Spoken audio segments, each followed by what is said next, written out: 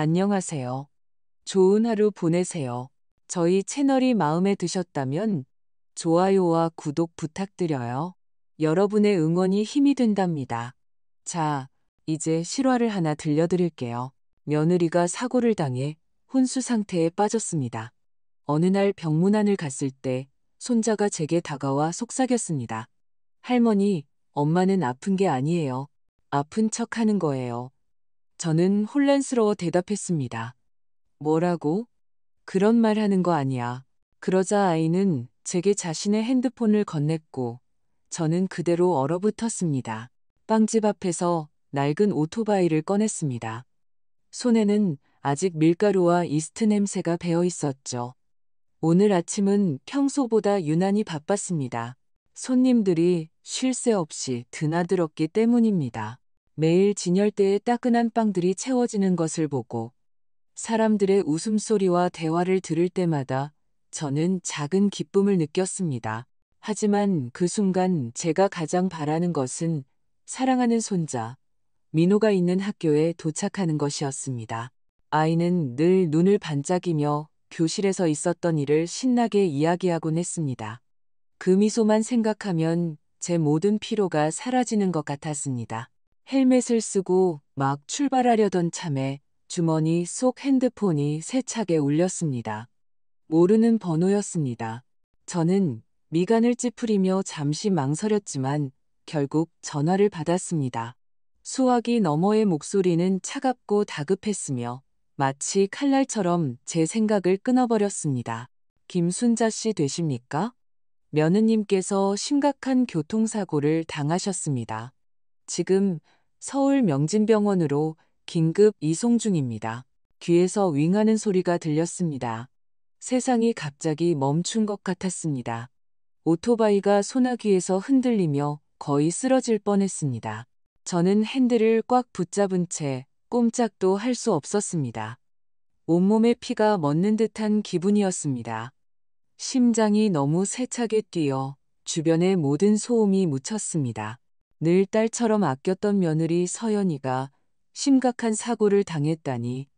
그 말들이 머릿속에서 계속 맴돌았지만 그 무게를 실감할 수 없었습니다. 그저 지금 당장 그곳으로 가서 며느리를 보고 무슨 일이 일어나고 있는지 알아야 한다는 생각뿐이었습니다. 급하게 아들 민준의 번호를 눌렀지만 응답 없는 통화 연결음만 들릴 뿐이었습니다. 분명 벌써 병원에 갔을 거라고 저는 애써 침착함을 유지하려 했습니다. 하지만 마음속에서는 두려움이 불길처럼 타올라 이성적인 생각을 조금씩 집어삼켰습니다. 당장 병원으로 달려가고 싶었지만 문득 민호가 떠올랐습니다. 아이는 아직 학교에서 저를 기다리고 있을 겁니다. 아이를 혼자 둘 수도, 다른 사람을 통해 이 소식을 전하게 할 수도 없었습니다. 민호를 위해, 민준을 위해, 그리고 우리 가족 모두를 위해 제가 강해져야 했습니다. 저는 타는 듯한 마음으로 학교를 향해 속도를 냈습니다. 서울의 거리는 그 어느 때보다 붐비는 것 같았습니다. 모든 차, 모든 경적 소리가 저를 가로막는 벽처럼 느껴졌습니다. 흐르는 매 순간이 칼에 찔리는 듯 아팠습니다. 서연이는 괜찮을까? 아플까? 의식은 있을까? 끔찍한 사고 장면이 머릿속을 스쳐 지나갔고 저는 억지로 그 생각들을 떨쳐내야 했습니다. 그저 어릴 적 어머니가 가르쳐 주신 기도를 중얼거리며 기적을 빌 뿐이었습니다. 학교 정문에 도착하자 슈퍼히어로 가방을 꼭 껴안은 채 저를 기다리는 민호가 보였습니다. 저를 보자 아이의 얼굴이 환해졌습니다. 마치 재미있는 이야기를 들려주려는 듯 눈이 반짝였습니다. 하지만 저는 기다릴 수 없었습니다. 떨리고 잠긴 목소리로 말했습니다. 민호야, 어서 오토바이에 타. 엄마가 사고를 당하셨어. 병원에 가야 해. 아이의 미소가 한순간에 꺼지는 것을 보았습니다. 불빛이 순식간에 사라지는 것 같았습니다. 아이는 아무것도 묻지 않고 조용히 오토바이에 올라탔습니다. 그리고 작은 손으로 제 허리를 힘껏 껴안았습니다. 길 위에서 아이는 한마디도 하지 않았지만 저는 그 포옹의 압력 속에서 아이의 두려움을 느낄 수 있었습니다. 돌아서서 아이를 안아주며 모든 게 괜찮을 거라고 말해주고 싶었지만 저 자신조차 그 말을 믿을 용기가 나지 않았습니다. 서울명진병원이 눈앞에 나타났습니다. 차갑고 숨막히는 하얀 건물, 코를 찌르는 강한 소독약 냄새에 숨이 막힐 지경이었습니다. 저는 민호의 손을 잡고 긴 복도를 걸었습니다. 걸음은 급했지만 무거웠습니다. 응급실에 도착했을 때 넋이 나간 유령처럼 서 있는 민준을 보았습니다. 머리는 헝클어져 있었고 늘 단정하던 하얀 셔츠는 구겨진 채 소매는 검붉은 피로 얼룩져 있었습니다. 아내가 다쳤을 때 직접 안고 이곳으로 데려온 것이겠지요. 그런 아들의 모습을 보니 가슴이 찢어지는 것 같았습니다.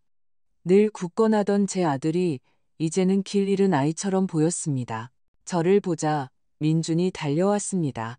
제 어깨에 머리를 묻고 지금껏 들어본 적 없는 소리로 흐느꼈습니다. 엄마, 서연이가 의사 선생님이 아주 위중하대요.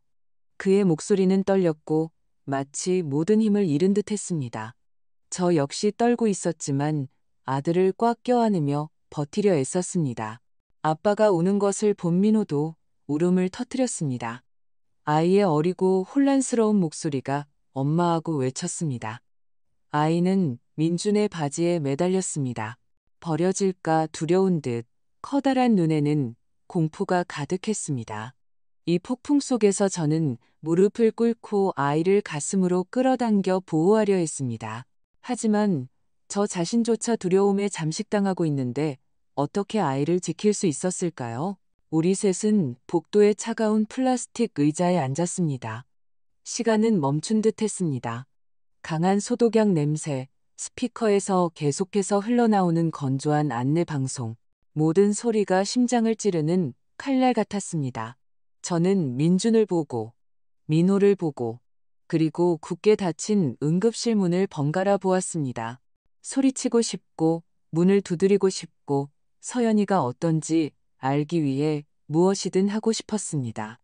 하지만 그저 무력하게 그곳에 앉아 기다릴 수밖에 없었습니다. 영원처럼 느껴지는 3시간이 흘렀습니다. 마침내 응급실 문이 열렸고 진지한 표정의 나이든 남자가 나왔습니다. 그는 자신을 병원장인 박진석 원장이라고 소개했습니다. 그의 목소리는 낮고 차분했으며 마치 한마디 한마디를 신중하게 고르는 듯했습니다.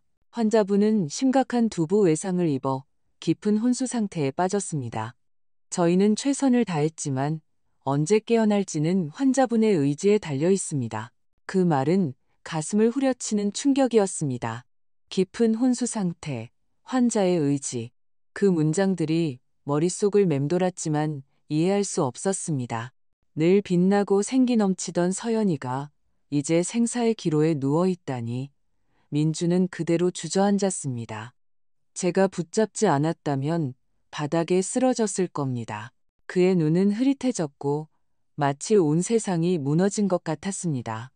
겁에 질린 민호는 제 품에 파고들며 작은 몸을 떨었습니다. 저는 아이를 꽉 껴안으며 제 고통을 숨기려 했지만 이미 눈물은 소리 없이 흘러내리고 있었습니다. 민호에게 할머니가 우는 모습을 보이고 싶지 않았지만 가족이 무너지고 있는 지금 어떻게 강해질 수 있었을까요? 강간호사라는 명찰을 단 젊은 간호사가 차트를 들고 다가왔습니다. 부드러운 목소리로 말했습니다.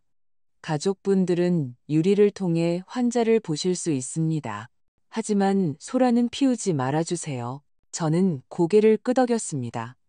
민호와 민준을 데리고 두꺼운 유리창 앞으로 갔습니다. 그 너머로 수많은 전선에 둘러싸여 미동도 없이 누워있는 서연이가 보였습니다. 창백하고 생기 없는 얼굴, 늘 미소 짓던 입술은 이제 굳게 닫혀 마치 우리가 닿을 수 없는 아주 먼 곳으로 가버린 것 같았습니다. 민주는 유리에 이마를 기댄 채 절망적으로 소리쳤습니다.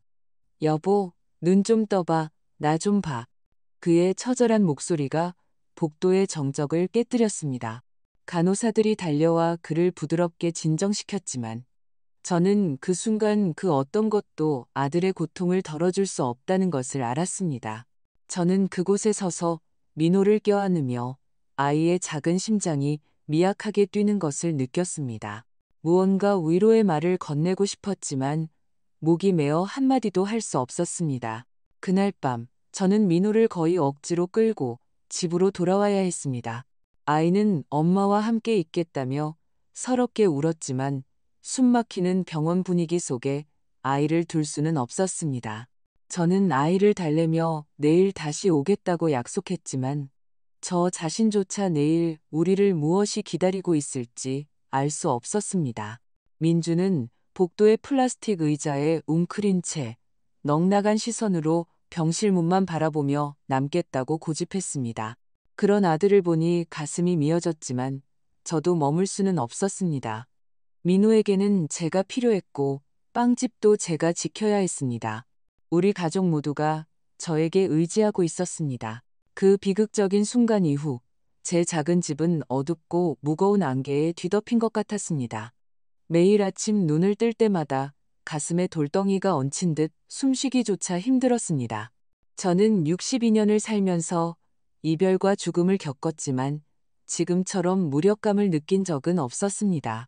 서연이는 여전히 병원에 조각상처럼 누워 있었고 제가 그토록 자랑스러워하던 강인한 아들 민주는 이제 그저 그림자에 불과했습니다.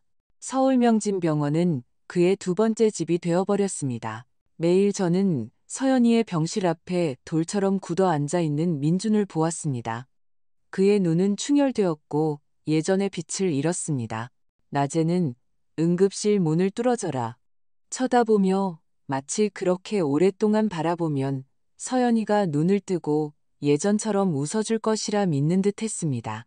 하지만 어둠이 내리면 민주는 술에서 위안을 찾았습니다. 병원 벤치에 홀로 앉아 손에 소주병을 든 채 넋이 나간 모습으로 있는 것을 한두 번 본 게 아니었습니다. 한 번은 평소보다 일찍 갔다가 복도에 굴러다니는 빈 소주병 옆에 쓰러져 있는 그를 발견했습니다. 아마도 강 간호사였을 젊은 간호사가 조심스럽게 다가와 낮은 목소리로 말했습니다. 어머님, 저렇게 술을 많이 드시면 안 돼요. 몸에 해로워요. 저는 한숨을 억누르며 고개를 끄덕일 수밖에 없었지만 속으로는 무언가 저를 옥죄는 것 같았습니다. 저는 민준을 그 심연에서 끌어내기 위해 최선을 다했습니다. 매일 새벽 3시에 일어나 작은 주방에 불을 켜고 그가 그토록 좋아하던 갓 구운 빵을 준비했습니다. 정성껏 포장해서 병원으로 가져가 그 익숙한 향기가 그의 마음을 조금이라도 일깨워주길 바랐습니다. 하지만 언제나 똑같았습니다. 그는 한두 입 베어 물고는 다시 모든 것을 내려놓고 4층 병실 문만 쳐다봤습니다. 엄마, 입맛이 없어요. 그는 아무런 감정도 남지 않은 듯한 쉰 목소리로 중얼거렸습니다. 그를 바라보며 저는 속으로 무너지는 것을 느꼈습니다. 소리치고 흔들고 살아야 한다고 말하고 싶었습니다. 민호를 위해 그 자신을 위해 강해져야 한다고. 하지만 저는 그저 조용히 그릇을 수거해 무거운 마음으로 돌아설 수밖에 없었습니다. 이제 늙어버린 제 어깨 위로 온 가족의 짐이 내려앉았습니다. 저는 더 이상 젊지 않았습니다. 매일 아침 일어날 때마다 관절이 쑤시고 근육이 피로했지만 멈출 수는 없었습니다. 작은 빵집은 우리의 유일한 생계 수단이었고 저는 그것을 계속 운영해야 했습니다. 도시 전체가 잠든 새벽 3시면 저는 이미 반죽을 하고 오븐을 켰습니다. 따뜻한 빵 냄새는 예전에는 기쁨을 주었지만 이제는 우리가 잃어버린 평온한 날들을 떠올리게 할 뿐이었습니다. 낮에는 가게를 보면서 시계를 확인하고 민호를 데리러 달려가야 했습니다. 손님이 너무 많아 숨 쉴 틈도 없는 날도 있었지만 속으로는 무너지고 싶어도 이를 악물고 모든 사람에게 미소를 지어야 했습니다. 제 작은 손자 민호도 완전히 변했습니다. 예전에는 빛나는 미소와 끝없는 이야기로 집안의 햇살 같았던 아이였습니다. 하지만 이제는 조용하고 내성적으로 변했습니다. 매일 오후 학교에서 나올 때면 운동장 구석에 조용히 앉아 슈퍼히어로 가방을 힘껏 껴안고 넉나간 표정으로 있는 것을 봅니다. 한 번은 선생님이 걱정 가득한 목소리로 저를 따로 불렀습니다. 어머님, 민호가 요즘 너무 기운이 없어요. 다른 아이들과 놀지도 않고 혼자만 앉아 있어요. 집에 무슨 문제라도 있나요? 저는 그저 억지 미소를 지으며 둘러댈 수밖에 없었습니다. 그냥 좀 피곤해서 그래요. 걱정 마세요. 하지만 속으로는 민호가 어린 마음에 너무 큰 상처를 안고 있다는 것을 잘 알고 있었습니다. 아이를 안아주고 모든 것이 괜찮을 거라고 말해주고 싶었지만 저 자신도 믿지 못하는 약속을 어떻게 할 수 있었을까요? 매일 오후 저는 민호를 데리고 병원에 가서 엄마를 만났습니다. 그것은 일상의 일부였고 서연이가 깨어날 것이라는 희미한 희망의 일부였습니다. 하지만 병원의 풍경은 결코 변하지 않았습니다. 민주는 여전히 거기에 있었고 덥수룩한 수염에 술 냄새를 강하게 풍겼습니다. 저는 민호가 눈치채지 못하게 하려고 애썼지만 아이는 제가 생각하는 것보다 훨씬 예민했습니다. 아이는 조용히 교실에서 그림을 꺼내 차가운 유리에 붙이고 엄마에게 속삭였습니다. 엄마, 오늘 가족 모두 바다에 간 그림 그렸어. 엄마랑 아빠랑 할머니랑 나 빨리 일어나서 같이 가자. 응? 아이의 목소리는 마치 손안에서 부서져가는 꿈을 붙잡으려는 듯 떨렸습니다. 저는 옆에서 그 모든 말을 들으며 가슴이 찢어지는 것 같았습니다. 서연이는 여전히 미동도 없이 아무런 반응도 보이지 않았습니다. 민주는 아들을 품에 안고 떨리는 목소리로 말하곤 했습니다. 내 엄마는 듣고 계실 거야, 아들아. 곧 나아지실 거야. 하지만 결국 우는 것은 그였고 그를 본 민호도 울음을 터뜨렸습니다. 저는 서둘러 아이를 위로하고 병실 밖으로 데리고 나와야 했습니다. 속으로는 저 역시 무너지고 있었지만 말입니다. 예전에는 자랑거리였던 우리 가족의 사생활은 이제 이웃들의 가십거리가 되었습니다. 어느 날 슈퍼마켓에서 줄을 서고 있을 때 오랜 지인인 옆집 아주머니가 저를 따로 불러 호기심 어린 어조로 물었습니다. 요즘 민준이랑 그 애와이프가 같이 안 보이네. 무슨 일 있어? 서연 씨는 잘 지내고? 저는 잠시 망설하며 목소리의 평정을 유지하려 애썼습니다. 서연이가 사고를 당해서 병원에 있어요. 하지만 아주머니의 캐묻는 시선과 주변 사람들의 수군거림에 저는 사라지고 싶었습니다. 장바구니를 껴안고 거의 뛰쳐나왔지만 그 말들은 바늘처럼 제 자존심에 밝혔습니다. 우리 가족이 이야깃거리가 되는 것을 원치 않았지만 이런 작은 동네에서는 아무것도 영원히 숨길 수 없다는 것을 알았습니다. 그날 밤 민주는 술 냄새를 풍기며 비틀거리며 집에 돌아왔습니다. 충혈된 눈으로 저를 보며 소리쳤습니다. 서연이 일 아무한테도 말하지 마세요. 동정 따위 필요 없으니까. 그의 목소리는 거칠었지만 저는 그 분노 뒤에 말로 표현할 수 없는 고통이 있다는 것을 알았습니다. 저는 그저 조용히 고개를 끄덕이며 한숨을 참았고 그가 비틀거리며 자기 방으로 올라가는 것을 내버려 두었습니다. 민호는 계단에서 어린 시선으로 아버지의 흔들리는 실루엣을 따라가고 있었습니다. 아무 말 없이 고개를 숙이고 자기 방으로 들어가 슈퍼히어로 베개를 힘껏 껴안았습니다. 그 모습을 보고 달려가 안아주고 싶었지만 그 순간 그 어떤 것도 아이의 고통을 덜어줄 수 없다는 것을 알았습니다. 그날 밤 저는 차가운 주방에 홀로 남아 계속해서 쌓여가는 청구서 더미 앞에 앉았습니다. 서연이의 병원비, 민호의 학원비, 빵집 유지비, 모든 숫자가 영혼을 베는 것 같았습니다. 저는 평생 땀 흘려 일하며 가족을 위해 안정적인 삶을 꾸려왔습니다. 그리고 이제 모든 것이 무너져 내리는 것 같았습니다. 그날 오후 서울의 햇살은 여전히 뜨거웠습니다. 저는 막 빵집 청소를 마치고 문을 닫고 민호를 차에 태워 매일같이 가는 병원으로 향할 준비를 했습니다. 아이는 뒷좌석에서 조용히 마치 남은 마지막 위안인 것처럼 슈퍼히어로 가방을 힘껏 껴안고 있었습니다. 침묵을 깨기 위해 무언가 말하고 싶었지만 목이 메었습니다.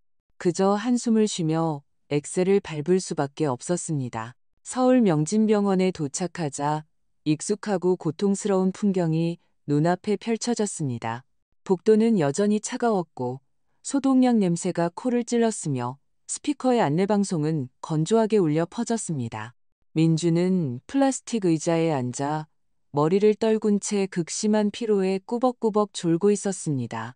그의 발치에는 빈 맥주 캔 하나가 형광등 불빛 아래 반짝이며 굴러다니고 있었습니다. 그런 아들의 모습을 보니 가슴이 저려왔습니다. 민주는 한때 생기가 넘치는 사람이었습니다. 늘 크게 웃고 말하던 사람이었습니다. 하지만 이제는 고통과 술에 잠식된 그림자에 불과했습니다. 저는 민우에게 조용히 하라는 신호를 보냈습니다. 아빠를 깨우고 싶지 않았습니다. 아이는 걱정 가득한 동그란 눈으로 고개를 끄덕이고 저를 조용히 따라왔습니다. 우리 둘은 병실의 두꺼운 유리창으로 다가갔습니다. 서연이는 그곳에 깊은 잠에 빠진 듯 고요히 누워 있었습니다. 기계의 규칙적인 신호음은 그녀가 살아있지만 신락 같은 생명에 매달려 있다는 잔인한 현실을 일깨워주는 듯 했습니다. 그녀의 얼굴은 창백했고 생명의 흔적이라곤 없었습니다. 입술은 비밀을 간직한 듯 굳게 닫혀 있었습니다. 저는 산산조각 난 마음으로 그녀를 바라보았습니다. 얼마나 많이 바로 이 자리에서 기적을 기다렸던가. 그녀가 눈을 뜨고 미소 지으며 모든 것이 악몽이었다고 말해주기를. 하지만 언제나 똑같았습니다. 침묵. 그리고 매번 제 가슴은 조금씩 더 무너져 내렸습니다. 저는 민호의 손을 잡고 이 숨막히는 분위기에서 벗어나려던 참이었습니다. 그때 갑자기 아이가 제 옷을 잡아당기더니 발끝으로 서서 제 귀에 다가와 놨지만 영혼을 꿰뚫는 힘으로 속삭였습니다. 할머니, 엄마는 아픈 게 아닌 것 같아요. 아픈 척 하는 거예요. 저는 마치 따귀를 맞은 듯한 충격을 받았습니다. 몸을 돌려 민호의 투명한 눈을 똑바로 쳐다보며 속으로는 온몸이 떨렸지만 침착하게 말하려 애썼습니다. 민호야, 쓸데없는 소리 하지 마. 내 엄마는 아주 많이 아프셔. 너도 알잖아. 하지만 아이는 평소처럼 반박하지 않았습니다. 고개를 숙인 채 떨리는 손으로 민준이 만화를 보라고 준 낡은 핸드폰을 켰습니다. 이거 보세요, 할머니. 아이는 제가 겨우 들을 수 있을 만큼 작은 목소리로 말했습니다. 화면이 깜빡이며 서연이의 병실 모습이 나타났습니다. 영상에는 다른 사람은 아무도 없었고 전선과 튜브에 둘러싸여 침대에 누워있는 그녀뿐이었습니다. 하지만 그때 상상도 할 수 없는 일이 일어났습니다. 서연이가 천천히 눈을 떴습니다. 아무도 없는지 확인하려는 듯 주변을 둘러보더니 아주 자연스럽게 뺨을 긁었습니다. 잠시 후에는 몸을 약간 일으키기까지 했습니다. 탁자 위에 물컵을 들어 한 모금 마시고는 아무 일 없었다는 듯이 다시 누워 눈을 감고 미동도 하지 않았습니다. 저는 머리가 빙빙 도는 채로 화면을 쳐다봤습니다. 세상이 통째로 뒤집힌 것 같았습니다. 저건 혼수 상태에 빠진 여자가 아니었습니다. 저건 연극이었습니다. 저는 힘없이 의자에 주저앉았고 거의 핸드폰을 놓칠 뻔했습니다. 민호는 옆에서 마치 자기가 발견한 사실에 겁을 먹은 듯 떨리는 목소리로 말했습니다. 저 벌써 여러 번 봤어요, 할머니. 아무도 없을 때마다 엄마가 눈을 뜨고 주위를 봐요. 그런데 할머니나 아빠가 오면 가만히 있어요. 뭘 하는 건지 모르겠어요. 그래서 할머니 보여드리려고 몰래 찍었어요. 그 말을 듣자 등골이 오싹해졌습니다. 민호의 순진한 속삭임, 그 짧은 영상은 제 안의 안개를 산산조각 내는 번개 같았습니다. 늘 딸처럼 아꼈던 며느리 서연이가 연기를 하고 있었습니다. 하지만 왜, 무엇을 위해서? 저는 서둘러 핸드폰을 가방에 넣고 최대한 엄한 목소리를 유지하려 애썼습니다. 민호야, 이 이야기는 절대로 아빠한테 하면 안 돼. 알았지? 아이는 두려움과 혼란으로 빛나는 눈으로 고개를 끄덕였습니다. 무슨 일이 일어나고 있는지 완전히 이해하지는 못했지만 그 심각성은 느끼고 있는 것 같았습니다. 저는 제 안에서 휘몰아치는 폭풍을 숨기려 아이를 껴안았습니다. 하지만 바로 그때 민준이 몸을 뒤척이며 깨어났습니다. 그는 눈을 비비며 쉰 목소리로 우리를 보며 물었습니다. 두 분 무슨 얘기하세요? 저는 깜짝 놀랐습니다. 고개를 저으며 화제를 돌렸습니다. 아무것도 아니야.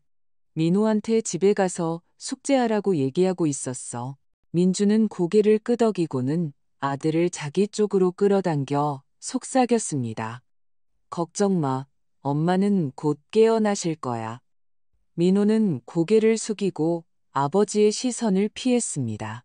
그런 아이를 보니 가슴에 날카로운 통증이 느껴졌습니다. 아이는 이 무게를 감당하기에 너무 어렸습니다.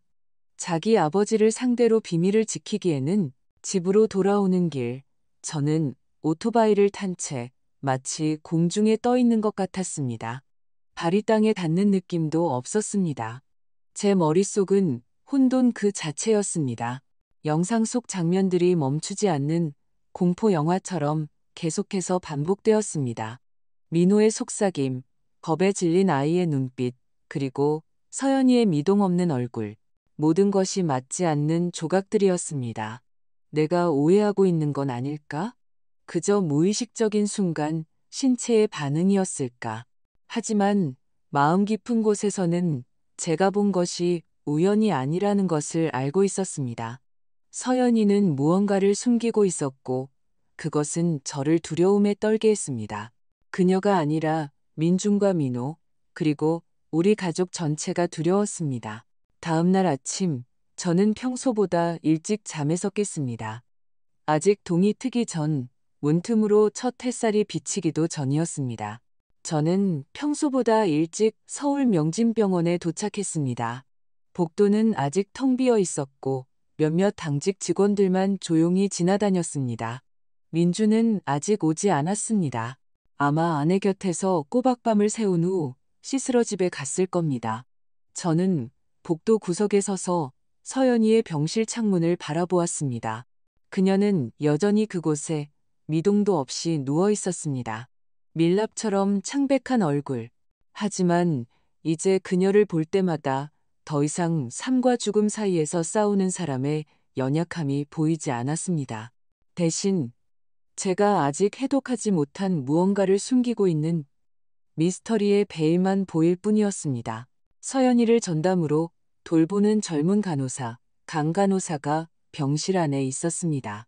그녀는 부드럽지만 어딘가 기계적인 동작으로 제 며느리의 몸을 닦고 있었습니다. 저는 복도 모퉁이 뒤에 숨어 그녀의 모든 행동을 관찰했습니다. 강 간호사는 일하고 있었지만 그녀의 눈은 계속해서 바깥쪽으로 향하며 마치 발각될까 두려워하는 듯 했습니다. 가끔씩 너무 작게 무언가 중얼거려서 알아들을 수는 없었지만 제게 불안감을 전달하기에는 충분했습니다. 무언가 잘못되었습니다. 저는 확신했습니다. 제 마음은 분노와 두려움으로 뒤엉켜 있었지만 진실을 밝히고 싶다면 침착해야 한다고 되뇌었습니다. 감정에 휩쓸려서는 안 됐습니다. 강 간호사가 차트를 들고 병실에서 나왔을 때 저는 심호흡을 하고 앞으로 나아갔습니다. 그녀는 제 존재를 눈치채지 못한 채 몸을 숙여 무언가를 쓰고 있었습니다. 저는 가슴이 두근거렸지만 차분한 목소리를 유지하려 애썼습니다. 강 간호사님, 좋은 아침이에요. 서연 씨를 돌보면서 혹시 이상한 점을 발견한 적 있나요? 예를 들어 아무도 없을 때 몰래 깨어난다거나 하는 거요. 저는 그녀의 반응을 면밀히 살피며 한마디 한마디 조심스럽게 말했습니다. 강 간호사는 마치 제가 그녀의 가슴에 폭탄을 던진 것처럼 펄쩍 뛰었습니다. 그녀의 눈은 공포로 동그래졌고 손에 들고 있던 볼펜이 마른 소리를 내며 바닥에 떨어졌습니다. 그 소리는 조용한 복도에 울려 퍼지며 제가 그녀의 가장 깊은 두려움을 건드렸다는 것을 확인시켜 주었습니다. 어머님, 무슨 말씀을 하시는 거예요? 저는 잘 모르겠는데요. 강 간호사는 제 시선을 피하며 더듬거렸습니다. 그녀는 한 걸음 뒤로 물러서며 마치 의지하려는 듯 차트를 꽉 쥐었습니다. 저는 더 다가가 부드러움 없는 단호한 목소리로 말했습니다. 그 반응을 보니 사실이군요. 그렇죠? 저는 그녀의 공포 속에서 균열을 찾으려 그녀의 눈을 똑바로 쳐다봤습니다. 강 간호사의 얼굴은 창백했습니다. 입술은 울음을 터뜨릴 것처럼 떨렸습니다. 그녀는 의자에 주저앉으며 거의 속삭임에 가까운 희미한 목소리로 말했습니다. 저는 그저 박 원장님의 지시를 따랐을 뿐이에요. 원장님이 비밀을 지켜달라고 하셨어요.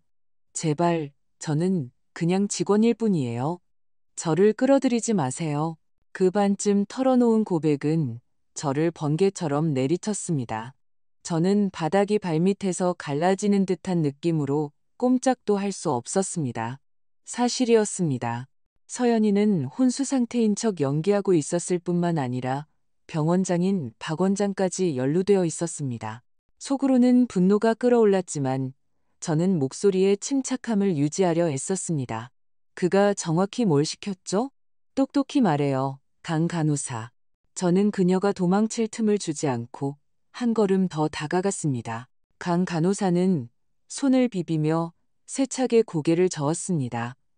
끊어지는 목소리로 말했습니다. 그저 서연 씨를 잘 돌보고 이미 깨어났다는 걸 아무에게도 말하지 말라고만 하셨어요. 저는 다른 건 아무 상관없어요. 제발 저를 탓하지 마세요. 그녀는 충혈된 눈으로 마치 용서를 구하듯 저를 올려다봤습니다. 하지만 저는 물러설 수 없었습니다. 그녀를 벌하고 싶어서가 아니라 진실이 필요했기 때문입니다. 무슨 일이 일어나고 있든 제 아들과 손자를 지켜야 했습니다. 그때 다른 간호사가 복도를 지나가며 우리에게 호기심 어린 시선을 던졌습니다. 강 간호사는 벌떡 일어나 볼펜을 줍고 아무 일 없었다는 듯이 다시 메모를 하는 척했습니다. 저는 북처럼 울리는 심장을 안고 조용히 돌아섰습니다. 복도를 나서는 발걸음 하나하나가 바위를 짊어진 것처럼 무거웠습니다. 강 간호사가 인정한 것은 제 의심을 확인시켜 주었을 뿐만 아니라 더 끔찍한 사실을 드러냈습니다.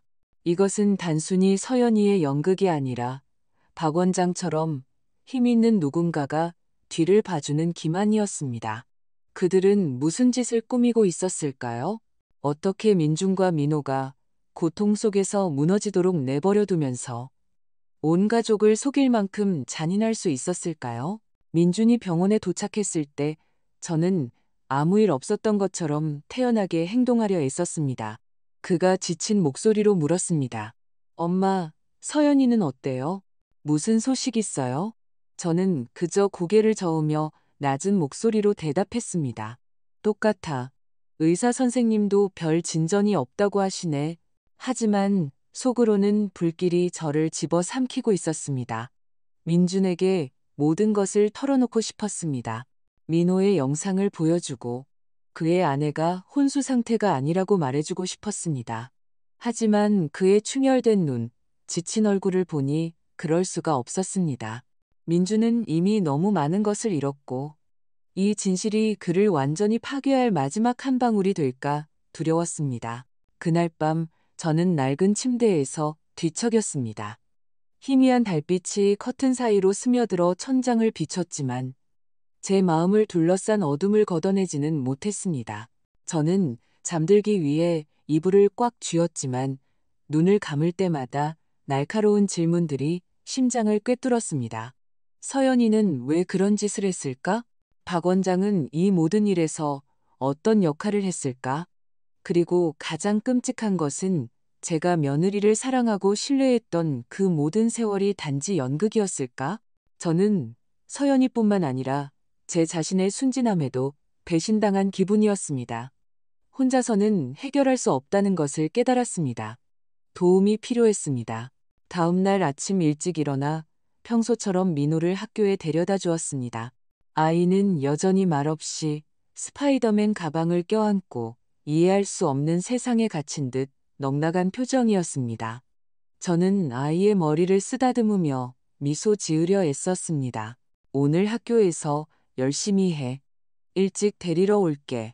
민호는 고개를 끄덕였지만 제 위로의 말을 믿지 않는다는 것을 알았습니다. 학교 철문 뒤로 사라지는 아이의 작은 등을 보며 가슴이 조여오는 것을 느꼈습니다. 진실을 밝혀야 했습니다. 저를 위해서뿐만 아니라 민호가 더 이상 이 어둠 속에서 살지 않도록 하기 위해서였습니다. 저는 돌아가신 남편의 친구였던 사립탐정 최 형사의 사무실로 직행했습니다. 그는 남편이 늘 그의 헌신과 예리함에 존경을 표했던 전직 경찰이었습니다. 최 형사의 사무실은 낡은 나무 간판이 걸린 허름한 구석에 있었습니다. 안으로 들어서자 그는 흠집투성이 책상 뒤에 앉아한테 안경 너머로 날카로운 눈으로 저를 쳐다보고 있었습니다. 김 여사님, 오랜만입니다. 무슨 일인데 그렇게 긴장하셨습니까? 그는 낮지만 세심한 목소리로 물었습니다. 저는 심호흡을 하고 모든 것을 털어놓았습니다. 민호의 순진한 속삭임부터 예상치 못한 영상, 그리고 강 간호사와의 대면까지. 태연함을 유지하려 애썼지만 핸드폰으로 영상을 보여주는 동안 손이 떨렸습니다. 최 형사는 미간을 찌푸린 채 영상을 여러 번 돌려봤습니다. 그의 손가락이 늘 하던 버릇처럼 부드럽게 책상을 두드렸습니다. 이건 보통 일이 아닙니다. 김 여사님. 그가 낮은 목소리로 말했습니다. 여사님 말씀이 사실이라면 이건 음모가 진행 중인 겁니다. 제가 돕겠습니다.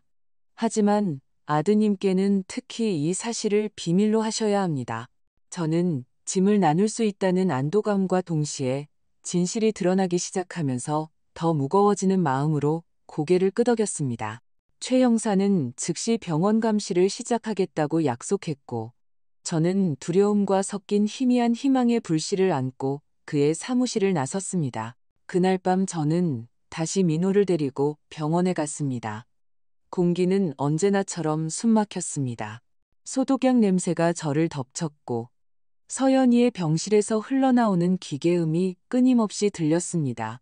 민주는 이미 아내의 침대 옆에 앉아 그녀의 손을 힘껏 잡고 있었습니다.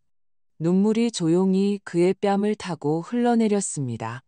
그런 그를 보니 고통이 저를 꿰뚫었습니다. 강인했던 제 아들, 제 삶의 자랑이었던 민준이 이제는 텅 빈 사람처럼 보였습니다. 그를 안아주고 모든 진실을 털어놓고 싶었지만 그의 충혈된 눈을 마주칠 때마다 감히 그럴 수 없었습니다. 어떻게 그가 사랑하는 여자가 그를 속이고 있을지도 모른다고 말할 수 있을까요? 어떻게 그의 가슴을 더 산산조각 낼 수 있을까요?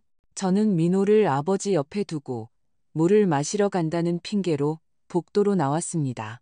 간호사실 근처 모퉁이를 지날 때 강 간호사가 경비원과 이야기하는 것을 얼핏 보았습니다.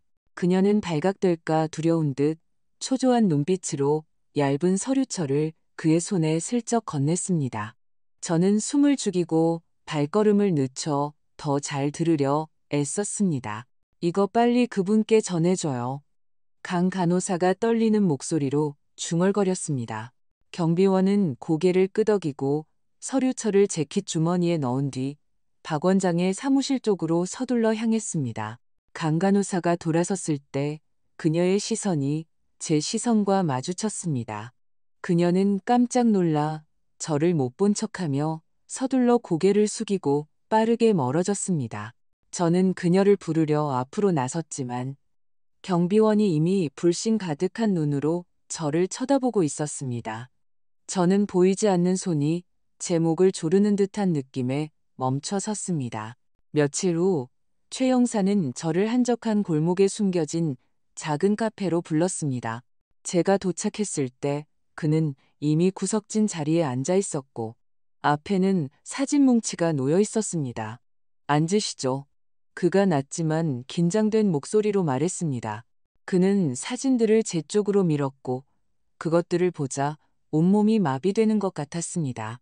그것들은 몰래 찍은 사진들로 환자복 위에 흰 가운을 걸친 서연이가 한밤중에 몰래 병실을 나서는 모습이 담겨 있었습니다. 그녀는 부드럽지만 의식적인 걸음으로 걷고 있었고 혼수 상태라는 어떤 징후도 없었습니다. 서연이는 박 원장의 집무실로 직행했습니다. 그녀가 들어서자 문이 쾅 닫혔습니다. 이미 자정이 넘은 시간이었지만 안에서는 불빛이 계속 켜져 있었습니다. 저는 피가 빠져나가는 느낌으로 떨리는 손으로 사진들을 집었습니다. 이게 진짜인가요? 저는 갈라진 목소리로 속삭였습니다. 최 형사는 심각한 표정으로 고개를 끄덕였습니다. 그의 사무실은 방음이 아주 잘 되어 있습니다. 아무것도 들을 수는 없었지만 뭔가 이상한 일이 벌어지고 있는 것은 분명합니다. 제가 여러 밤을 지켜봤는데 이게 유일한 경우는 아닙니다. 계속 조사하겠습니다. 하지만 여사님도 준비하셔야 합니다. 이건 우리가 생각하는 것보다 더 큰일일 수 있습니다. 제 머릿속은 하얗게 비었지만 저는 고개를 끄덕였습니다. 강 간호사의 말이 귓가에 맴돌았습니다. 저는 그저 박 원장님의 지시를 따랐을 뿐이에요. 조각들이 맞춰지기 시작하며 제가 믿고 싶지 않았던 끔찍한 그림이 형성되고 있었습니다. 집에 도착해서 저는 어두운 주방에 앉았습니다. 희미한 불빛이 제 떨리는 손 위로 떨어졌습니다. 민호는 이미 잠들었지만 여전히 엄마에 대한 두려움을 안고 있다는 것을 알았습니다. 민주는 병원에서 아마도 그를 속이고 있을 아내를 돌보고 있었습니다. 저는 핸드폰을 꺼내 민호의 영상을 다시 보고 최 형사의 사진들을 생각했습니다. 모든 세부 사항이 칼날 같았지만 멈출 수 없다는 것을 알았습니다. 최 형사를 믿는 것 외에 저 스스로도 더 많은 증거를 찾아야겠다고 결심했습니다. 우리 가족이 더 이상 거짓 속에서 살게 할 수는 없었습니다. 민준을 지켜야 했고 민호를 지켜야 했습니다. 그 대가가 제 심장을 산산조각 내는 것이라 할지라도 말입니다. 그날 아침 저는 동이 트기 전에 잠에서 깼습니다. 피곤해서가 아니라 밤새 저를 잠 못 들게 한 의심과 고통 때문이었습니다. 시계를 보니 겨우 4시였습니다. 아들 민주는 분명 술에 취해 깊이 잠들어 있을 겁니다. 지금이 제가 너무 오랫동안 미뤄왔던 일을 할 기회였습니다. 저는 소리를 내지 않기 위해 맨발로 조용히 계단을 올랐습니다. 집은 섬뜩할 정도로 고요했고 벽시계의 째깍거리는 소리만 들렸습니다.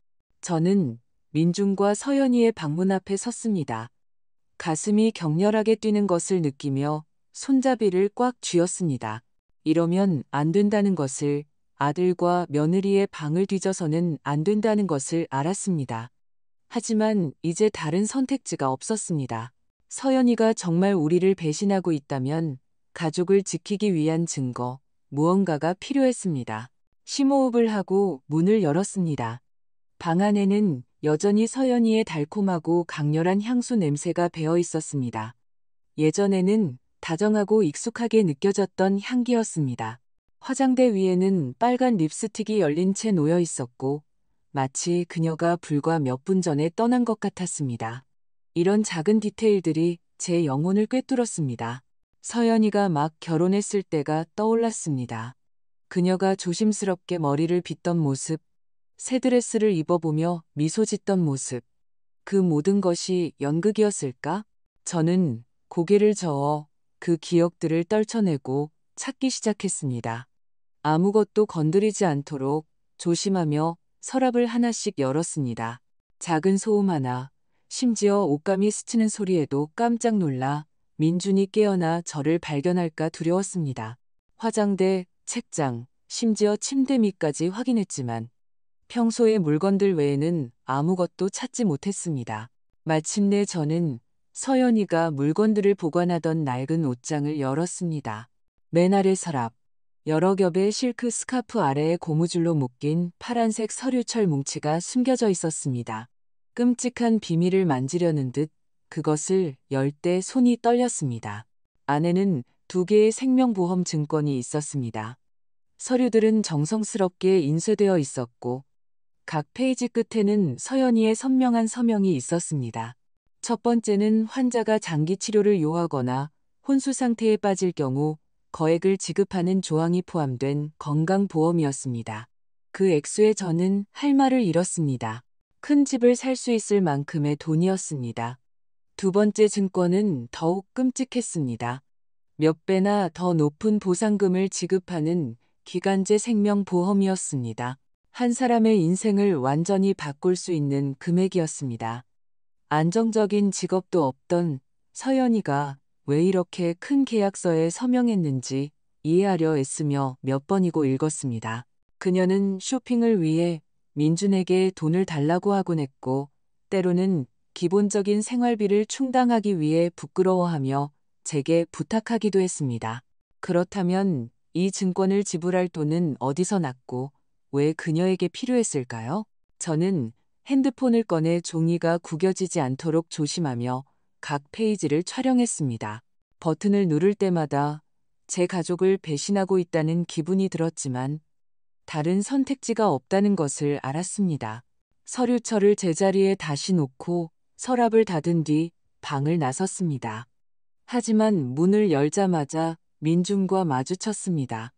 그는 의심 가득한 눈빛으로 거기에 서 있었습니다. 헝클어진 머리, 쉰 목소리. 엄마, 제 방에서 뭐 하세요? 저는 깜짝 놀랐습니다. 핸드폰을 등 뒤로 숨겼습니다. 심장이 세차게 뛰었습니다. 아, 그냥 옛날 사진 앨범 좀 찾고 있었어. 저는 어색하게 대답하며 억지 미소를 지었습니다. 민주는 한숨을 쉬었습니다. 더 이상 묻지 않고 비틀거리며 부엌으로 걸어갔습니다. 저는 그가 다시 술병을 찾으러 갈 것을 알고 있었습니다. 아들의 등을 바라보며 가슴이 조여오는 것을 느꼈습니다. 모든 것을 털어놓고 싶었습니다. 그 서류들을 보여주고 싶었습니다. 하지만 민준이 아직 진실을 마주할 준비가 되어 있지 않다는 것을 알았습니다. 오후에 저는 전에 만났던 작은 카페에서 최 형사를 만났습니다. 그에게는 새로운 정보가 있었습니다. 제가 앉아 그는 이번에는 병원 텅 빈 주차장에서 찍은 또 다른 사진 뭉치를 제 쪽으로 밀었습니다. 사진에는 차 안에 있는 서연이와 박 원장이 담겨 있었고 그들은 부인할 수 없는 친밀한 행동을 나누고 있었습니다. 환자복을 입은 서연이가 박 원장에게 미소 짓고 있었습니다. 그의 손 위에 그녀의 손이 놓여 있었고 그 눈빛에는 의도가 가득했습니다. 저는 이미 식어버린 커피를 떨리는 손으로 저으며 꼼짝도 할 수 없었습니다. 이게 진짜군요, 최 형사님. 저는 갈라진 목소리로 속삭였습니다. 그는 심각한 목소리로 고개를 끄덕였습니다. 제가 여러 밤을 미행했습니다. 처음이 아닙니다. 여기엔 아주 더러운 무언가가 있습니다. 김 여사님, 준비하셔야 합니다. 저는 발밑에 세상이 무너져 내리는 것을 느끼며 사진들을 바라봤습니다. 서연이는 혼수 상태인 척 연기하고 있었을 뿐만 아니라 박 원장과 은밀한 관계도 맺고 있었습니다. 이 연극에는 배우가 한 명이 아니라 두 명이었습니다. 그리고 그들은 온 가족을 속이기 위해 완벽하게 자신의 역할을 연기하고 있었습니다. 그날 정오, 서울의 더위는 숨막혔고 제 작은 빵집 안의 공기는 너무 무거워서 거의 숨을 쉴 수 없었습니다. 저는 땀을 닦으며 진열대를 청소하고 제 속을 갉아먹는 의심을 잊기 위해 가게 정리에 집중하려 애썼습니다.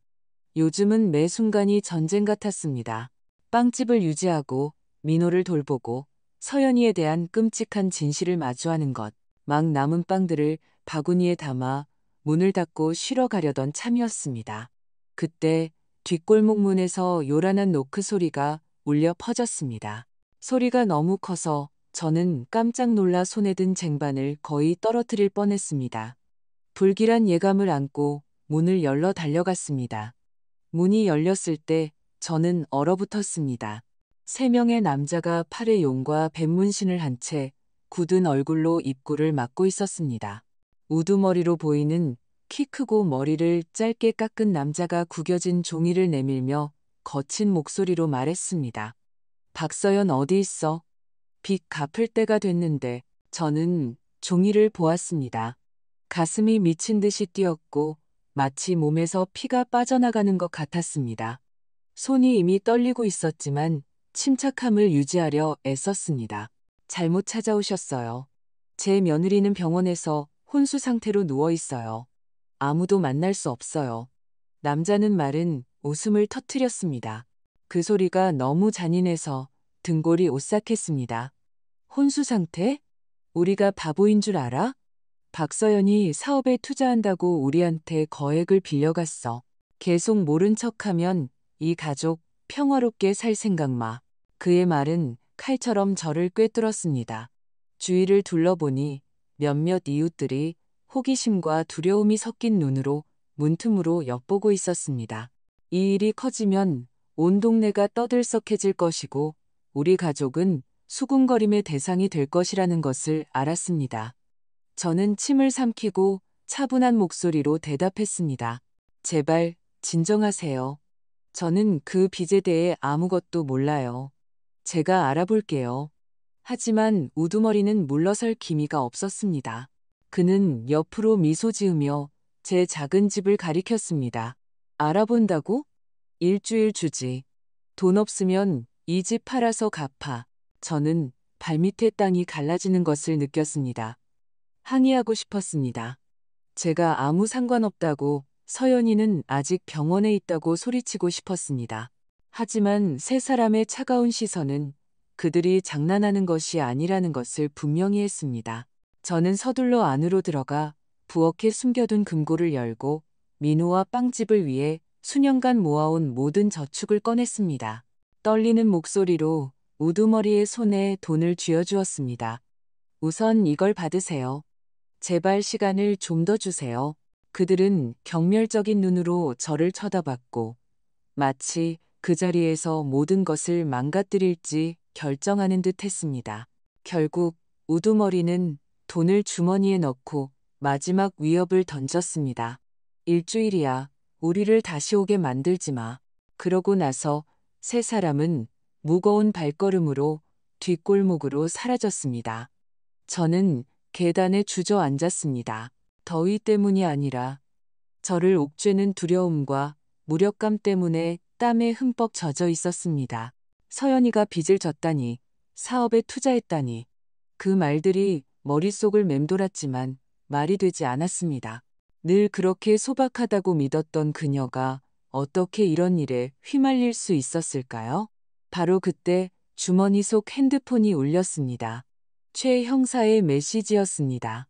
여전히 떨리는 손으로 메시지를 열었고 그가 보낸 것을 보고 심장이 멎는 것 같았습니다. 병원에 주차된 차 안에서 찍힌 서연이와 박 원장의 사진이었습니다. 그들은 거리낌 없이 서로를 껴안고 있었고 서연이의 눈은 온 세상을 지워버릴 듯한 애정으로 그를 바라보고 있었습니다. 사진과 함께 최 형사의 메모가 담긴 짧은 오디오 파일이 있었습니다. 특수장치로 차 안대화를 녹음했습니다. 들어보셔야 합니다. 저는 녹음 파일을 켰습니다. 손이 너무 떨려서 핸드폰을 거의 떨어뜨릴 뻔했습니다. 서연이의 목소리는 거칠었지만 제가 모든 단어를 들을 수 있을 만큼 충분히 선명했습니다. 몇 주만 더 자게 해줘. 그러고 나서 마지막 단계로 넘어가는 거야. 그 보험금이면 모든 빚을 해결하고 우리 둘이 새 인생을 시작할 수 있어. 박 원장의 목소리가 낮고 계산적으로 답했습니다. 진정해, 서연 씨. 모든 게 순조롭게 진행되고 있어. 아무도 의심하지 않는 한 우리는 성공할 거야. 저는 온몸에 힘이 빠져나가는 것을 느끼며 녹음을 껐습니다. 모든 것이 머릿속에서 폭발했습니다. 서연이는 혼수 상태인 척 연기하고 있었을 뿐만 아니라 박 원장과 관계를 맺고 있었고 빚에서 도망치고 보험금을 가로채기 위해 연극을 꾸몄던 것입니다. 그녀는 민준과 민호 그리고 저를 모두 버리고 공범과 함께 새로운 삶을 시작할 생각이었던 것입니다. 그날 오후 저는 식어버린 커피 한 잔을 앞에 두고 마치 마지막 남은 용기를 붙잡으려는 듯 손을 꽉 쥐었습니다. 가족을 지키고 싶다면 더 이상 침묵할 수 없다는 것을 알았습니다. 제 아들 민주는 진실을 알아야 했습니다. 그것이 그를 산산조각 낼지라도 저는 심호흡을 하고 일어나 넋나간 채 허공을 응시하고 있는 민준이 앉아있는 거실로 걸어갔습니다. 저는 차 안에 있는 서연이와 박 원장의 사진, 보험계약서, 사본, 그리고 녹음 파일이 담긴 핸드폰 등 모든 증거를 테이블 위에 올려놓았습니다. 민주는 무슨 일인지 이해하지 못한 채 흐릿한 눈으로 고개를 들었습니다. 엄마, 이게 뭐예요? 그가 전날 밤의 술 냄새가 아직 남아있는 쉰 목소리로 물었습니다. 저는 그의 앞에 앉아 심장이 세차게 뛰었지만 굳건함을 유지하려 애썼습니다. 민준아, 이걸 봐야 해. 믿고 싶지 않겠지만 진실을 마주해야 해. 저는 갈라진 목소리로 사진 더미를 가리켰습니다. 서연이는 혼수 상태가 아니야. 우리를 속이고 있었어. 민주는 손을 떨며 사진들을 만지작거리다가 갑자기 바닥에 내던지며 소리쳤습니다. 말도 안 돼. 이거 어디서 났어요? 다 조작된 거야. 서연이는 절대 나를 배신할 리 없어. 그의 충혈된 눈은 무너져 내리는 믿음에 필사적으로 매달리는 것 같았습니다. 저는 떨리는 그의 손을 잡고 최대한 부드럽게 말했습니다. 민준아, 정신 차려야 해. 현실을 봐. 서연이는 너뿐만 아니라 민호의 순수함까지 이용했어.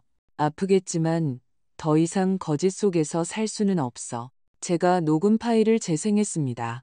서연이의 목소리가 다시 선명하고 차갑게 울려 퍼졌습니다. 몇 주만 더 자게 해줘.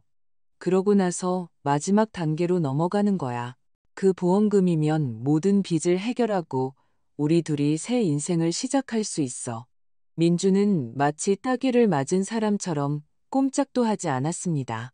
그는 모든 오디오를 들었고 갑자기 울음을 터뜨렸습니다. 고통과 붕괴의 눈물이었습니다. 왜, 엄마? 왜 나한테 이랬을까? 왜 민호한테까지? 그는 갈라진 목소리로 속삭였습니다. 저는 그의 몸이 제 품에서 떨리는 것을 느끼며 그를 껴안았습니다. 어떻게 위로해야 할지 몰랐습니다. 그저 이렇게 말할 수밖에 없었습니다. 미안하다, 민준아. 나도 아파. 하지만 우리는 강해져야 해. 민호를 위해서. 민주는 비틀거리며 일어나 술장으로 가서 소주 한 잔을 가득 채워 단숨에 들이켰습니다. 그러고 나서 자기 방으로 들어가 문을 쾅 닫았습니다. 그 충격음이 제 가슴에 망치질처럼 울렸습니다. 아들에게 시간이 필요하다는 것을 알았지만 저 역시 더 이상 기다릴 수 없다는 것을 알았습니다. 진실은 드러났습니다. 그리고 서연이와 박 원장이 그들의 계획의 마지막 단계를 실행하려 한다면 너무 늦기 전에 제가 행동해야 했습니다. 다음 날 아침, 저는 늘 가던 카페의 구석진 자리에서 최 형사를 만나기로 했습니다. 그는 앞에 놓인 블랙커피 한 잔과 함께 긴장된 얼굴로 거기에 있었습니다. 민준 씨에게 말씀하셨습니까? 제가 앉자마자 그가 물었습니다. 저는 심각한 목소리로 고개를 끄덕였습니다. 믿고 싶어 하지 않아요. 하지만 엄마로서 아들이 계속 속고 살게 둘 수는 없죠. 이제 어떻게 해야 할까요? 최 형사님? 그는 손가락으로 부드럽게 책상을 두드리며 날카로운 시선으로 말했습니다. 경찰에 갈 충분한 증거가 있습니다. 녹음 파일, 사진, 보험 계약서까지. 하지만 민준 씨가 자신의 눈으로 진실을 보길 원하신다면 병원에서 결정적인 한 방이 필요합니다. 서연이와 박 원장이 스스로 정체를 드러내게 만들어야 합니다. 저는 결심과 두려움을 동시에 느끼며 고개를 끄덕였습니다. 민준이 직접 봐야 한다는 것을 알았습니다. 그렇지 않으면 그는 한때 사랑했던 아내의 환상 속에서 영원히 살게 될 것입니다. 다음 날 저는 지금은 이 지역 경찰서장이 된 옛 학창시절 친구 윤 서장을 찾아갔습니다. 우리는 젊음을 함께 보냈고 저는 그녀가 믿을 수 있는 사람이라는 것을 알았습니다. 그녀의 작은 사무실에서 저는 모든 것을 털어놓았습니다. 민호의 영상부터 최 형사의 증거까지. 윤 서장은 제가 녹음 파일을 보여주자 점점 더 심각해지는 얼굴로 들었습니다. 그녀는 심각한 목소리로 고개를 저었습니다. 이건 조직적인 사기입니다. 김 여사님. 말씀하신 게 사실이라면 서연이와 박 원장은 윤리를 어겼을 뿐만 아니라 법을 위반한 겁니다. 그녀는 잠시 멈추고 저를 똑바로 쳐다봤습니다. 제가 돕겠습니다. 하지만 의심을 사지 않고 들이닥치려면 타당한 명분이 필요합니다. 계획이 있으신가요? 제가 대답하기도 전에 가방 속 핸드폰이 울렸습니다. 박 원장의 번호였습니다. 저는 심장이 미친 듯이 뛰는 것을 느끼며 전화를 받았습니다. 수화기 너머 그의 목소리는 거짓된 동정심으로 가득 차 무겁게 들렸습니다. 김 여사님, 안타깝게도 서연 씨의 상태가 악화되고 있다는 소식을 전하게 되어 유감입니다.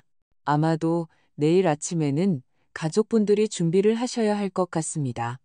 부디 모두 참석해 주십시오. 최종 결과를 알려드리겠습니다. 저는 마치 얼음덩이를 만진 것처럼 오싹함을 느꼈습니다. 바로 그때였습니다. 그들이 연극의 막을 내리려는 순간이었습니다. 저는 침착하게 대답하려 애썼습니다. 네, 원장님. 내일 가겠습니다. 전화를 끊고 저는 떨리는 목소리로 윤 서장을 향해 돌아섰습니다. 내일 서연이의 병실에서요. 바로 그때예요. 윤 서장은 단호한 눈빛으로 고개를 끄덕였습니다. 알겠습니다. 팀을 준비시키겠습니다. 정확한 순간에 행동하겠습니다. 희망의 불씨를 느꼈지만 동시에 두려움이 커졌습니다. 민준이 진실을 마주했을 때 무슨 일이 일어날까? 그 충격을 견딜 수 있을까? 그리고 사랑하는 손자 민호는 엄마가 온 가족을 속였다는 사실을 알게 되면 어떻게 반응할까? 그날 밤 저는 앞집에 사는 믿음직한 이웃집 아주머니 댁에 민호를 데려다 주었습니다. 다가올 끔찍한 장면에 아이가 휘말리게 하고 싶지 않았습니다. 제가 그날 밤 아주머니 댁에서 자야 한다고 말했을 때 민호는 걱정스러운 눈으로 저를 바라봤습니다. 할머니, 엄마 괜찮아요? 내일 저 데리고 가주실 거죠? 저는 눈물을 참으며 아이를 껴안았습니다. 괜찮아, 아가. 내일 일찍 데리러 갈게. 하지만 아이가 돌아섰을 때 저는 가슴이 찢어지는 것을 느꼈습니다. 어떻게 그토록 잔인한 진실로부터 아이를 지킬 수 있을까요? 집에 돌아오자 민준이 어둠 속에 앉아 있었고 발치에는 술병이 굴러다니고 있었습니다. 그는 아무 말도 하지 않았습니다. 그저 충혈되고 텅 빈 눈으로 거기에 앉아 있을 뿐이었습니다.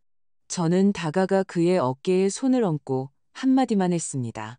내일 병원에 가야 해. 최종적인 진실을 알아야 해. 민주는 고통으로 얼룩진 얼굴로 고개를 들었지만 조용히 고개를 끄덕였습니다. 저도 그가 모든 것이 영원히 바뀔 것이라는 것을 느끼고 있다는 것을 알았습니다. 다음 날 아침 집안의 공기는 납처럼 무거웠습니다. 저는 일찍 일어났지만 빵을 굽는 습관 때문이 아니라 가슴을 옥죄는 불안감 때문이었습니다. 오늘이 모든 것이 드러나는 날이었고 이미 준비를 했지만 심장은 여전히 떨렸습니다. 민주는 식탁에 말없이 앉아 있었습니다. 수많은 날들을 술과 고통 속에서 헤매다 지치고 초췌해진 얼굴이었습니다. 아들을 보며 위로의 말을 건네고 싶었지만 목이 메었습니다. 가자, 민준아. 제가 할 수 있는 말은 그저 쉰 목소리의 한마디뿐이었습니다. 그는 고개를 끄덕이고 일어났고 우리는 함께 차에 올라 조용히 서울 명진병원으로 향했습니다. 가는 내내 민주는 창밖을 넋나간 시선으로 바라봤고 마치 그의 영혼이 오래전에 몸을 떠난 것 같았습니다. 병원에 도착하자 강한 소독약 냄새와 끊임없는 기계 소음이 있는 익숙한 복도가 나타났습니다. 간간호사와 다른 몇몇 간호사들이 거기에 있었습니다. 초조하고 불안한 얼굴, 마치 무언가 일어날 것을 아는 듯 했습니다. 저는 곁눈질로 그녀를 보았지만 아무 말도 하지 않았습니다. 그저 용기를 주려 민준의 손을 꽉 쥐었을 뿐입니다. 박 원장이 서류를 손에 들고 사무실에서 나왔습니다. 그는 거짓된 형식으로 우리에게 인사하고 낮고 엄숙한 목소리로 말했습니다. 김 여사님, 민준 씨, 이쪽으로 들어오시죠. 저는 속으로 분노가 끓어올랐지만 고개를 끄덕였습니다. 바로 바깥에서는 윤 서장과 그녀의 경찰팀이 이미 준비되어 있다는 것을 알았습니다. 우리는 이미 몇몇 친척들이 모여 있는 서연이의 병실로 들어갔습니다. 공기는 무거웠고 마치 모두가 긴장감을 느끼는 듯 했습니다. 서연이는 침대에 미동도 없이 누워 있었고 얼굴은 창백했지만 저는 더 이상 그녀를 희생자로 보지 않았습니다. 그저 온 가족을 속이는 잔인한 연극을 꾸민 여자로 보일 뿐이었습니다. 박 원장은 침대 옆에 서서 애처로운 목소리로 연설을 시작했습니다. 여러 날의 노력에도 불구하고 환자의 상태가 점점 악화되고 있다는 소식을 전하게 되어 유감입니다. 살아남지 못할까 우려됩니다. 가족분들은 준비하셔야 합니다. 민주는 고개를 숙였습니다. 어깨가 떨렸습니다. 몇몇 친척들이 흐느끼기 시작했고 그 신음소리는 퍼져나가며 계산된 거짓에도 장면을 만들었습니다. 저는 주먹을 꽉 쥔 채 서서 가슴을 태우는 분노를 억눌렀습니다. 박 원장의 완벽한 연기를 보며 그의 연극이 끝날 때까지 몇 초 남지 않았다는 것을 알았습니다. 하지만 그들이 상상하지 못했던 것은 오늘 윤 서장과 제가 막을 내릴 사람이 될 것이라는 점이었습니다. 박 원장이 치명적인 예후 진단서에 서명하기 위해 펜을 든 바로 그 순간 문이 콱 열렸습니다. 제복을 입은 3명의 경찰이 윤 서장을 필두로 들어섰습니다. 그녀의 시선은 차갑고 단호했습니다. 병실은 완전한 침묵에 잠겼습니다. 윤 서장은 단호하게 선언했습니다. 박진석 원장, 박서연 씨, 2분을 보험 사기 및 공모 혐의로 체포합니다. 그녀의 목소리는 모든 거짓을 산산조각 내는 망치질처럼 강하고 무자비하게 울려 퍼졌습니다. 그리고 그때 믿을 수 없는 일이 일어났습니다. 깊은 혼수 상태에 빠져 있다고 알려진 서연이가 갑자기 눈을 뜨고 침대에서 벌떡 일어나 소리쳤습니다. 무슨 소리예요? 증거도 없잖아요. 이건 모함이에요. 그녀의 날카롭고 절박한 목소리는 몇 주 동안 미동도 없이 누워있던 사람의 목소리와는 전혀 달랐습니다. 민주는 입을 벌린 채 죽어가는 아내가 맹수처럼 소리치는 것을 보며 마비되었습니다. 서연이는 그를 향해 돌아섰고 그녀의 눈에는 공황의 빛이 스쳤습니다. 마치 방금 스스로를 폭로했다는 것을 깨달은 듯했습니다. 그녀는 남편의 시선을 감당하지 못하고 재빨리 고개를 돌렸습니다. 윤 서장은 신호를 보냈고 한 경찰관이 앞으로 나서 모든 증거를 제시했습니다. 차 안에 있는 서연이와 박 원장의 사진, 그들의 대화 녹음 파일, 보험 계약서 이미지, 그리고 간간호사의 진술서까지. 저는 핸드폰을 꺼내 민호가 찍은 영상을 보여주었습니다. 그 영상에는 서연이가 몰래 눈을 뜨고 물을 마시고 아무도 보지 않을 때 일어나는 모습이 담겨 있었습니다. 수군거림과 말들이 병실을 채우기 시작했습니다. 한 친척이 중얼거렸습니다. 세상에, 어떻게 이럴 수가 있어? 다른 사람이 외쳤습니다. 우리 가족 모두를 속였어. 병실의 분위기는 혼란스러워졌고 마치 진실이 모든 환상을 산산조각 낸 것 같았습니다. 민주는 서연이에게 시선을 고정한 채 떨고 있었습니다. 그러다 꿈에서 깨어난 듯 갈라진 목소리로 소리쳤습니다. 서연아, 왜 나한테 이랬어? 왜 민호한테까지? 서연이는 그에게 달려들어 안으려 하며 울고 애원했습니다. 민준 씨, 이해해야 해. 다른 방법이 없었어. 빚이 너무 많았어. 그냥 우리가 더 나은 삶을 살길 바랐을 뿐이야. 하지만 민주는 그녀의 손을 세차게 뿌리쳤습니다. 그의 눈에는 이제 분노와 혐오만이 비쳤습니다. 더 나은 삶? 넌 우리 아들을 버렸어. 이 가족을 버렸어. 단지 돈 때문에. 그의 목소리는 마치 모든 단어가 자신의 가슴에 칼을 꽂는 듯 떨렸습니다. 박 원장은 고개를 숙인 채 거기에 서 있었고 더 이상 변명할 수 없었습니다. 차 안에서의 녹음 파일이 재생되자 그의 목소리가 차갑고 계산적으로 울려 퍼졌습니다. 진정해, 서연 씨. 아무도 의심하지 않는 한 우리는 성공할 거야. 온 병실이 침묵에 잠겼습니다. 멀리서 들려오는 병원 스피커 소리만 들릴 뿐이었습니다. 윤 서장은 신호를 보냈고 경찰들은 두 사람의 손목에 차가운 은색 수갑을 채웠습니다. 서연이는 여전히 절박하게 소리치며 발버둥 쳤습니다. 빚 때문에 그랬어요. 방법이 없었다고요. 하지만 더 이상 아무도 그녀를 믿지 않았습니다. 예전에 그녀를 위해 울던 친척들조차 이제는 낯선 눈으로 그녀를 바라볼 뿐이었습니다. 민주는 진실의 무게를 감당할 수 없다는 듯 머리를 감싸준 채 의자에 주저앉았습니다. 저는 다가가 아들의 어깨에 손을 얹고 부드럽게 말했습니다. 이게 진실이야, 아들아. 아프겠지만 우리는 앞으로 나아가야 해. 민주는 대답하지 않았습니다. 그저 조용히 눈물을 흘리며 거기에 앉아 있을 뿐이었습니다. 저는 그의 고통을 제 것처럼 느꼈습니다. 저는 사랑했던 며느리를 잃었지만 민주는 자기 삶의 일부를 잃었습니다. 예전에는 평온했던 병실이 이제는 혼돈의 장이었습니다. 수갑이 채워진 채 끌려나가면서 서연이의 비명은 점점 더 약해지고 멀어졌습니다. 박 원장은 병원장의 권위는 온데간데 없이 고개를 숙인 채 뒤따랐습니다. 문이 닫히고 침묵이 돌아왔을 때 저는 병실 안의 경악한 친척들의 얼굴을 둘러보며 가슴에 큰 공허함을 느꼈습니다. 진실은 드러났지만 기쁨을 가져오지는 않았습니다. 오직 고통과 공허함만을 남겼습니다. 병원에서 진실이 폭발했던 그날로부터 몇 달이 지났지만 모든 순간이 제 기억에 새겨져 있습니다. 벌떡 일어나 미친 듯이 소리치던 서연이의 모습, 고통으로 가득 찼던 민준의 눈, 그리고 그들의 손목에 채워지던 수갑 소리, 모든 것이 잊을 수 없는 악몽 같았습니다.